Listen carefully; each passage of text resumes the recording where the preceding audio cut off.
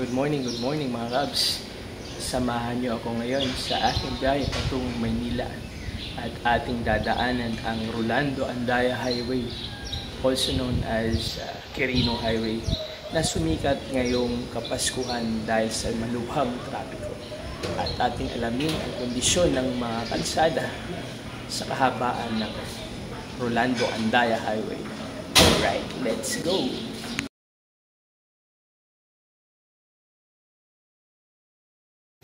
Alright. Isang maulan at makulimlim na mga araw sa inyo mga kabiyahe, mga Kabs.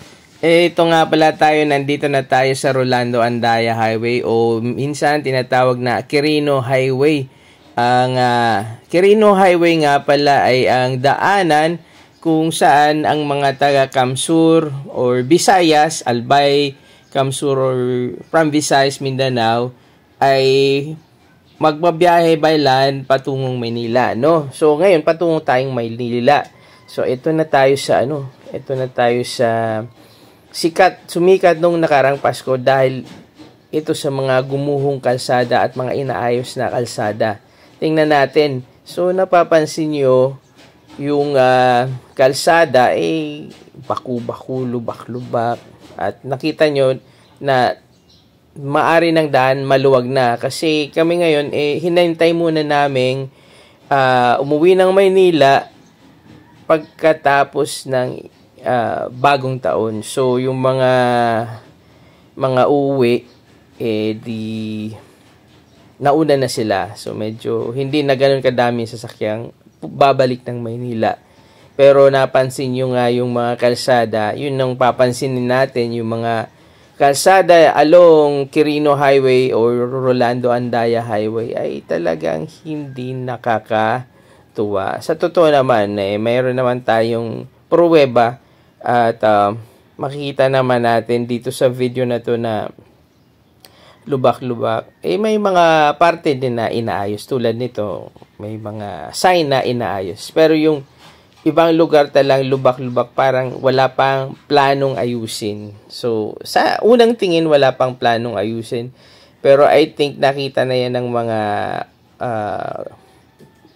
gobyerno, no? Na may balak ding ayusin. Ito nga pala yung yung kalahati, yung ilalim nito ay umuka na. So, ngayon may mga nilagyan na ng buhangin, no? Yung mga pundasyon para hindi na mabitak, mahulog. So ayun, maulan nga at two-way lane na ito. So ito yung ang Rolando Andaya Highway ay part ng Maharlika Highway. So yung ito lubak-lubak ulit, no? So titingnan natin, papansinin ko lagi yung mga lubak-lubak. Ang hirap daanan yan sa totoo lang. Yun, umaalog-alog kami.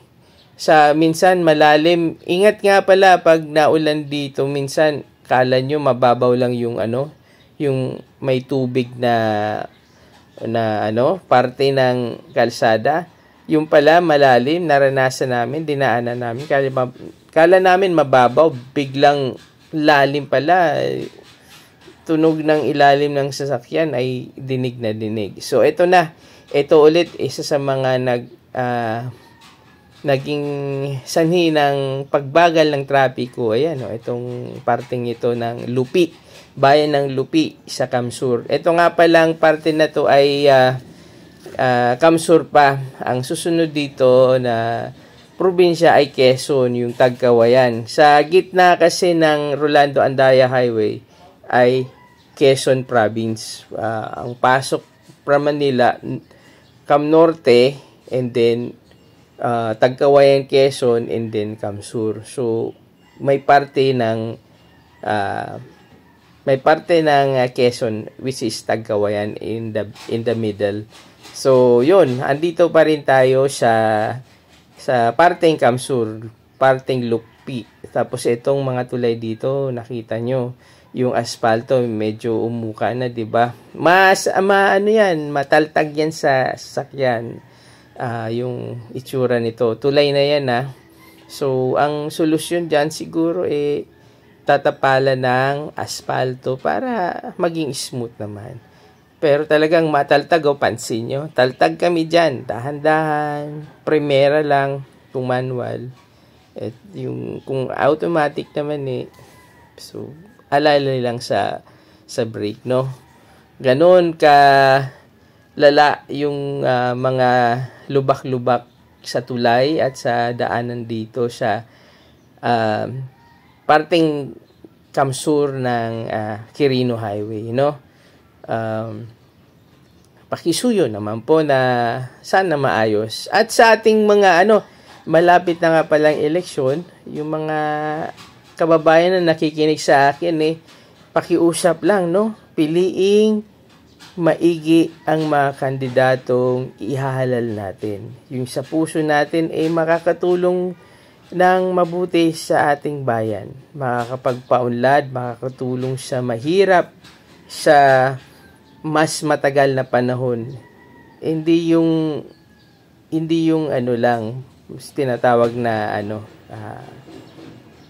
pang madali ang solusyon. Dapat yung pipiliin yung kandidato ay matutulungan kahit na yung mga kaapu-apuhan nyo sa kanilang hinaharap, So ayun nga, minsan naiiba tayo ng usapan, pero lahat yun ay may kinalaman dito sa kalsada. Yung mga project na sabi nga nila tinipid daw kaya naging ganito, at hindi pinapansin kasi walang budget, 'di ba? O ito ulit, isa na naman sa mga lubak. Ang daming lubak-lubak na nakikita natin. So talagang pag uwi kayo ng Bicol o pupunta kayo ng Maynila galing Bicol, asahan nyo na yung mga ganitong senaryo o karanasan sa Quirino Highway. Quirino Highway pala ito, wala pa yung ibang kalsada ng mga bayan-bayan, So yan, one-way lane. Dahil ito, at least may inaayos na kalsada doon. Yung mga yan ay alam mo namang inaayos na. So tuloy-tuloy nga po ito, at dito na tayo ngayon sa parteng Ragay. Yung Ragay Bridge inaayos. Inaayos din, sana matapos na rin sa lalong madaling panahon, sapagkat iyan ay nagdudulot din ng mabigat na daloy ng trapiko. Ayun nga, at tumigil kami. Tumigil na mga ilang minutong tigil. May traffic light naman dun sa unahan. Mahaba yan. At makita natin mga vendors ng pili. Dahil ito ay Kabikulan. Nasa Kamsur tayo, nasa parte na tayo ng Ragay. Yung tulay sa Ragay. May makikita kayo dyan mamaya na dito sa Ragay, star ka sa Ragay. Yan, ipapakita ko sa inyo yung malaking nakasulat sa ibabaw ng nasa taas ng bundok. Star ka sa Ragay. Star ka. Pero nung Kapaskuhan, guys, yung Kapaskuhan, mga kabiyahe, mga cabs, hindi hindi feeling mo star ka sa Ragay. Sabi nga nila stress ka sa Ragay. Ayun, stress ka sa Ragay. Makikita natin yun. After nitong tulay na to, nakita nyo ngayon yung tulay one way, no? Kasi yung other lane ay sira at kinukumpuni. At sana sa lalong madaling panahon ay maayos na rin ito. At ito nga ang pangarap ng mga Bicolano. Mamaya na yung ikwento yung mga pangarap ng Bicolano sa Bisaya. Ipapakita ko sa inyo yung karatula na yan. Star ka sa Ragay. Ayun. So pag nakita nyo yan, malapit ka sa tulay, stress ka sa Ragay. Nung nagdaang Pasko na bumiyahe kayo dito, na inabot ng 18 hours. 18 hours. Grabe. nung kung walang traffic ko, 12 hours, medyo sobrang pagod na, nagrereklamo na yung mga driver niyan pag naka 12 hours. Usually kasi, ang normal na daloy ng traffic ko dito at walang masyadong traffic, usually 10 hours from Manila to Bicol, 10 hours. Pag sobrang traffic, 12 hours, okay na yan. Ngayon, imagine mo, 18 hours, no? Ilang oras ang naidagdag? 6 na oras. Grabe yung naranasan namin. Isa din kami sa nakaranas nung malubhang traffic ko noon papuntang Bicol, pauwi ng Bicol dahil doon 18 hours. So 12 hours plus 6 hours is hindi po makatarungan yun. So andito na ulit sa isang parte naman ba't kaya to na traffic, no? Ba't kaya kami dito natigil? So ating alamin bakit tayo natigil dito. So kahit anong klase sasakyan yan, mapamalaki o maliit na sasakyan, talagang mapapagod ka sa biyahe. Ito nga yung aso namin relax lang siya. So, dire-diretso, tuloy-tuloy. At lagi kong sasabihin po, ingat lagi sa biyahe. Laging magbaon ng pasensya. Laging maging nasa kondisyon ang inyong sasakyan. Nasa maayos na kalusugan kayo. Lalo na ang driver. May sapat na tulog. At sapat na pagkain, hindi gutom, hindi antok. Kasi malayong biyahe ito So, mas mahalaga na maganda ang tulog ng driver, hindi nagugutom. Tapos yung pasahero dapat katulad ko, madaldal na kinukwentuhan yung driver para gising din siya. Kasi pag yung katabi ng driver antukin, baka ang tendency antukin din yung driver, no? Maliban na lang yung mga misis nung ibang driver, mag-asawa. Yung misis talang natutulog, bahala ka dyan, mag-drive ka dyan. Tulad nung kakilala ko na mag-asawa. Kumusta na driver? Si Mr. yung nag-drive. Ano ginawa mo? Natulog ako. Ganon. Mag-asawa naman So, ayun nga. May mga traffic. Maulan pa rin sa Bicol, no? Mainit na sa ibang parte ng Pilipinas. Pero, after ng New Year, tuloy-tuloy pa rin ang ulan. Magmula pa nung bagyo ng Christine na gumuhulat ang kalsada sa Albay, sa Kabikulan. Hanggang ngayon, tuloy-tuloy pa rin yung pag-ulan. Sa ibang parte, tulad ng Cavite, Manila, alam ko wala nang masyadong ulan. So, ito nakita natin yung traffic ulit, no? Kasi one-way lane. So, kami muna nauna, tapos sila naman ang susunod. Yun po yung biyahe dito. At, yun nga, pag-usapan natin habang tinatahak natin tong malubak na daanan ng Quirino Highway, yung malapit lang matapos na TR4 na project ng San Miguel Corporation, public-private partnership. So, public, yung ibig sabihin yung gobyerno, yung private, yung San Miguel Corporation, yung kapartner nila na private company. So, yun, TR4, sana this year, ngayong taon, ito, bago muna yun, ito muna, lubak, ingat sa mga lubak. Kala nyo, mababaw lang, pero malalim to. So, balik tayo sa TR4. Sana sa lalong madaling panahon, this year, 2025, December ata, di ko alam nabasa ko lang sa Google, hindi ako sigurado, na makukumpleto na raw yung mula Manila hanggang Lucena, may expressway na. At pagkatapos nun sana Ninong Ramon S. Ang, ninong ko yun sa pangarap, Ninong RSA,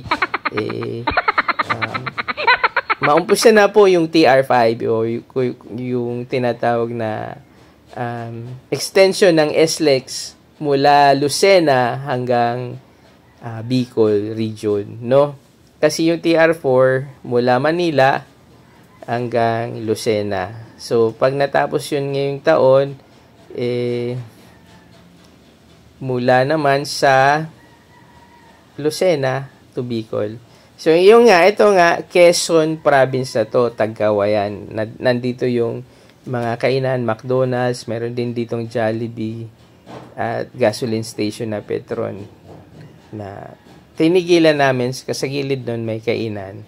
Ayun, kumain kami pansamantala. At after ng Tagkawayan, dito sa Tagkawayan, medyo maayos-ayos ang kalsada, no?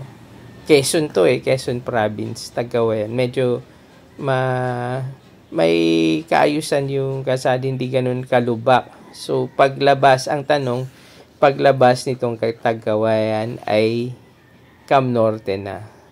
So, medyo mayroon ding pagbagal dito sa Tagkawayan. Ano kayang nangyari dito? So, bumagal kami dito sa tulay.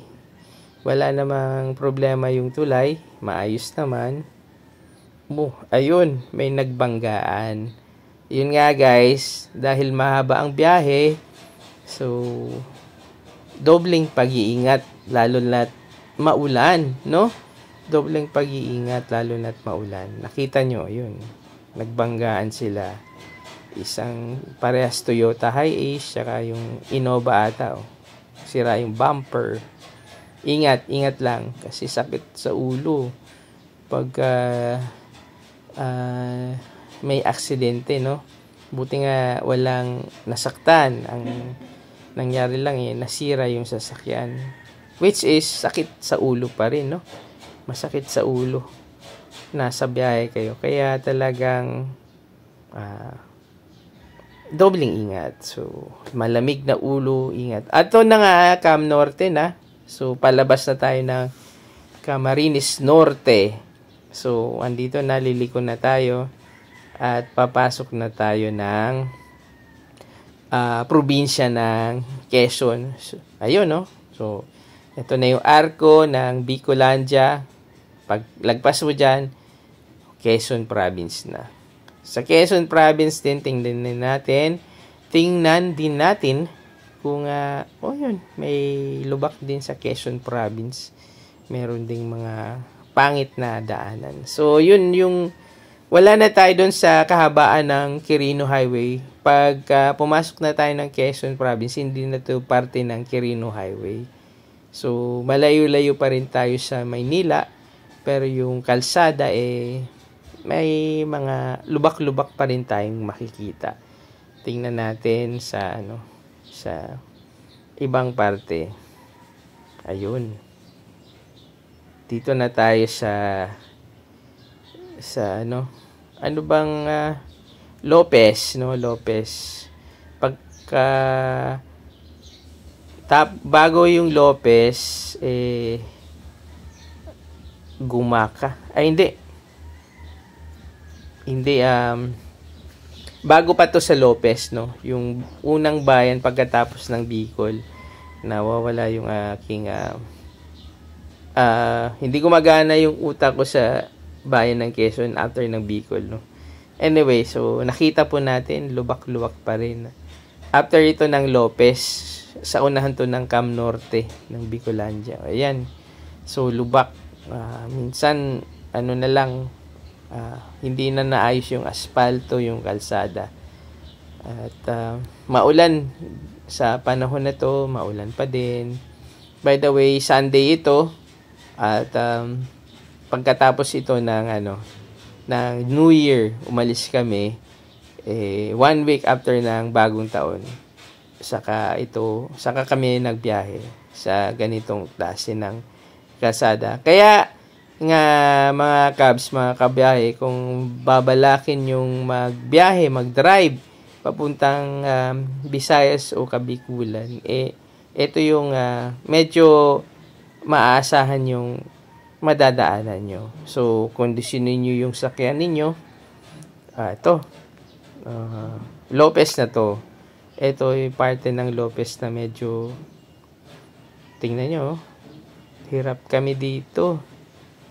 Sakto lang, makakalagpas naman, pero alam niyo yung hindi tuloy-tuloy.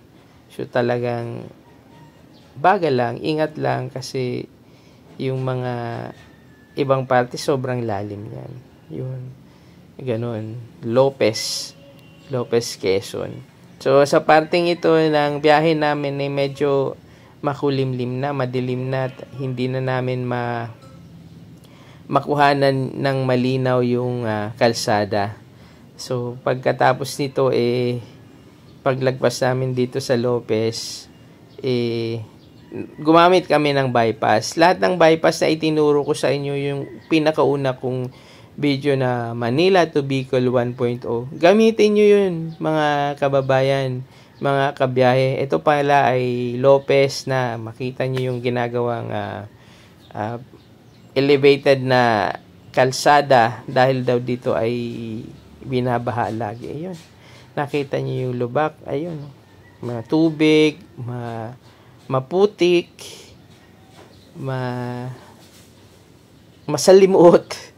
masalimuot, no?